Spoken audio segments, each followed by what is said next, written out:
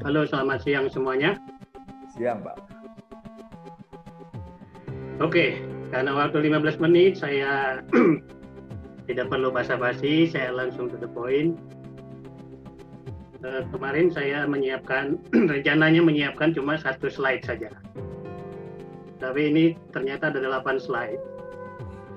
Karena saya pikir siapa tahu ada yang memerlukannya, jadi kalau saya cuma ngomong lisan, nanti saya tidak bisa share apa yang saya sampaikan. Saya akan bercerita sederhana saja, tidak terlalu ilmiah. Pengalaman-pengalaman beberapa daerah di luar negeri, nanti habis itu saya akan masuk ke situasi di dalam negeri. Pada tahun 2005 itu ada Hurricane Katrina di New Orleans, pantai timur Amerika. Masyarakat di sana sebelum terjadi badai itu well prepared, ya, sistem mereka bagus, kuat. Tetapi ketika terjadi super bencana itu, masyarakatnya kacau balau, disorganized, tidak jelas siapa membantu siapa, bahkan katanya banyak polisi yang pergi dan tidak melapor ke tugasnya. Kemudian, kenapa ini tidak mau warna? Yang kedua, pengalaman Jepang, gempa dan tsunami tahun 2011 di daerah Tohoku, yaitu bagian utara dari Tokyo. Kemudian di sana ada kota namanya Kurihara. Sistemnya juga well prepared, bagus, kuat, solid. Tapi berbeda dari New Orleans, ketahanan sosial yang luar biasa karena ada sense of community yang sangat kuat. Jadi perasaan kebersamaan sebagai sebuah komunitas sangat kuat. Dan di Kurihara dikatakan bahwa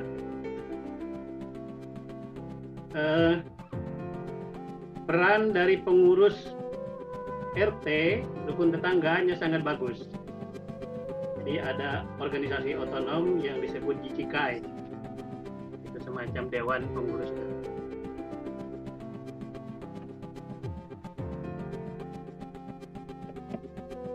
Agak lambat pindahnya ini.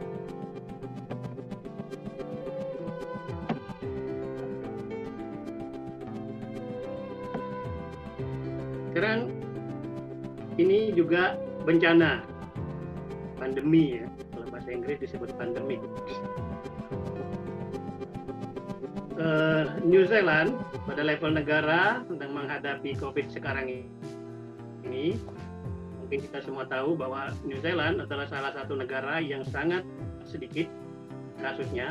Saya lihat pada hari ini sampai siang ini cuma 1.631 kasus dengan 9 kasus baru. Negara itu juga menjalankan lockdown yang ketat seperti negara-negara lain melaksanakannya. Tapi masyarakat yang membedakan dari negara lain adalah bahwa karakter masyarakatnya sangat egaliter, inklusif, dan progresif. Nah, itu kelihatan inklusifnya itu dari reaksi Perdana Menteri yang ada di gambar, bisa dilihat di gambar itu, reaksi Perdana Menteri terhadap penembakan di Christchurch tahun lalu. Kemudian pemerintah mendapat dukungan 90% rakyat terhadap pemerintah, ya, dukungannya sangat tinggi. Lalu di negara itu yang menarik sekali adalah absennya post-truth politics. Post-truth politics itu adalah politik yang mementingkan bukan kebenaran, bukan fakta, tetapi argumen-argumen atau narasi-narasi yang bisa menunjang kepentingan kelompok tertentu. Jadi orang tidak peduli apakah itu benar atau tidak, yang penting tujuannya tercapai. Nah, postur politik itu tidak berkembang di New Zealand, dan apabila ada gejala-gejala yang agak aneh-aneh, maka rakyat yang akan melawan mereka, bukan pemerintah yang harus melawannya sendiri.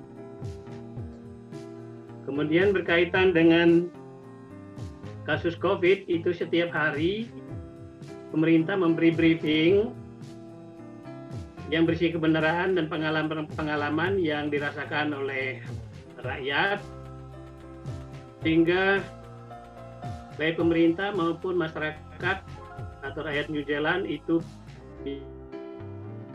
mencapai kesamaan makna dan pemahaman terhadap isu yang sedang dihadapi bersama. Jadi ini saya kutip dari saya lupa taruh referensinya. Di sana no political maneuvering, ya, tidak ada manuver-manuver politik, no dodging, tidak ada penghindaran, no deflection, tidak ada penyimpangan, tidak ada menyalahkan orang lain, ya, dan seterusnya. Atau memuji diri sendiri, ya, menganggap dirinya sendiri atau kelompok sendiri yang paling benar. Ini pengalaman dari New Zealand pada tingkat negara. Kalau tadi kita lihat New Orleans dan Tohoku itu levelnya level kota dan daerah. Sekarang sedikit tentang apa itu ketahanan sosial, ya, karena topiknya ketahanan sosial. Ada macam-macam definisi.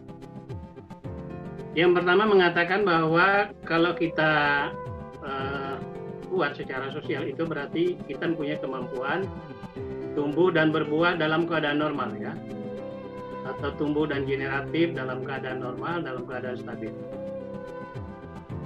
Tapi ada juga yang mengatakan, dan ini yang konteks seminar kita, adalah bertahan dan berbuah dalam kegersangan. Maka dari berbagai definisi, saya mencatat seperti ini. Ketahanan sosial ada kemampuan suatu entitas sosial. Yang saya maksud dengan entitas sosial itu, ya, levelnya macam-macam, ya, bisa level keluarga, tadi sudah dibahas, bisa level komunitas desa, bisa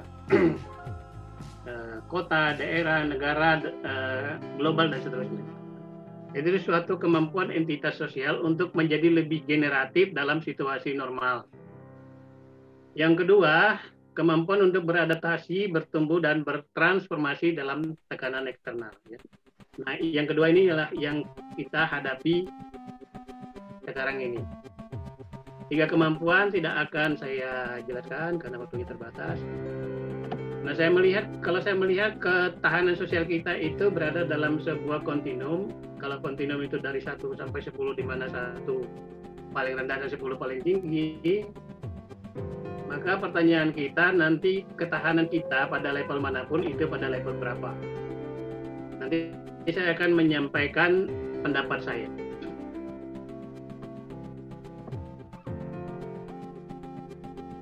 Mohon ditunggu untuk slide-nya, agak lambat berpindah.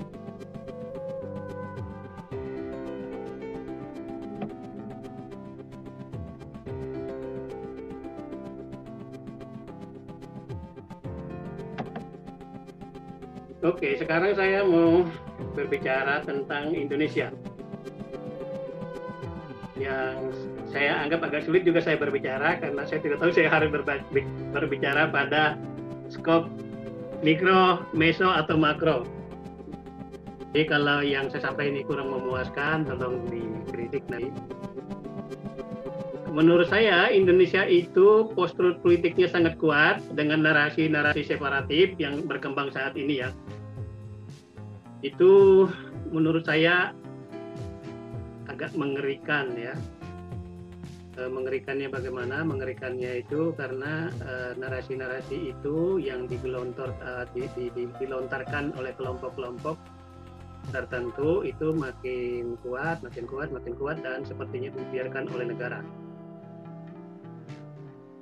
Dalam konteks seperti itu, solidaritas sosialnya lebih bersifat primordial. Saya tidak mengatakan semuanya, tetapi primordialitas itu sangat kental di Indonesia.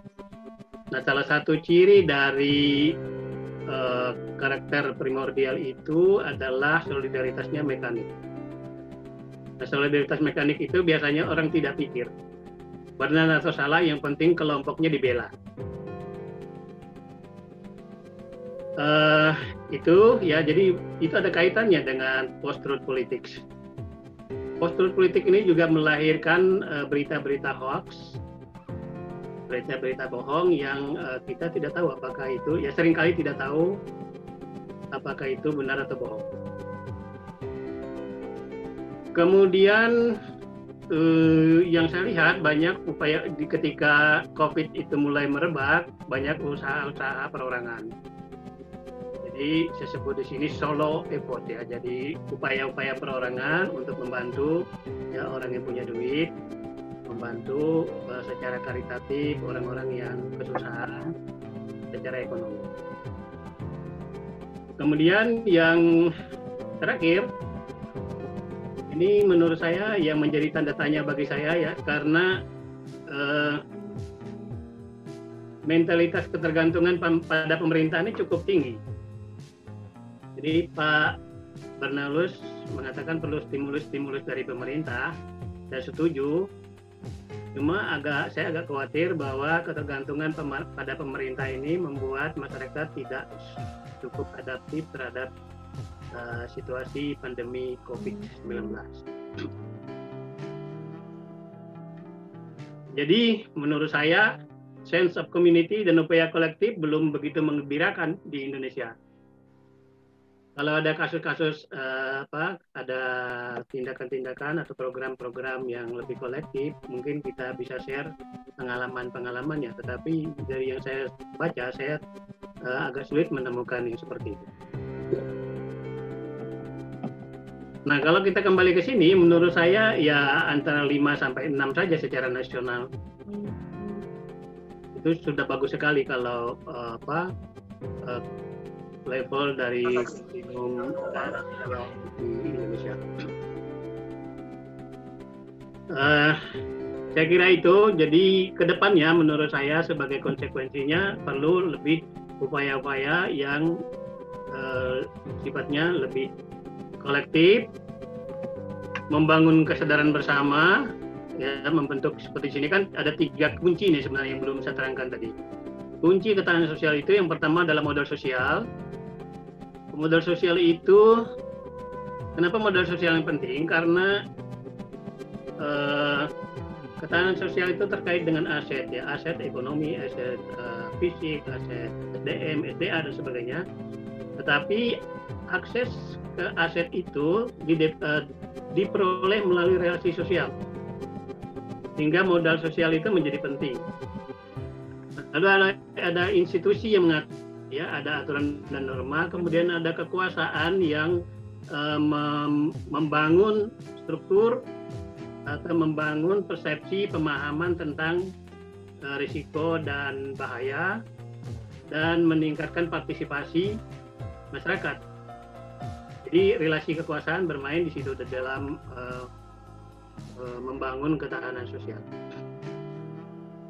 Saya kira itu yang bisa saya sampaikan. Saya kembalikan kepada Bapak Moderator. Silakan, Pak Juni. Baik, Pak Martinus Nanang yang sudah memaparkan kepada kita khususnya 3 kunci ketahanan sosial di sini yang baru saja kita terima. Dan ini mengingatkan kita bahwa upaya kolektif ini ternyata sangat dan sudah terus terjadi.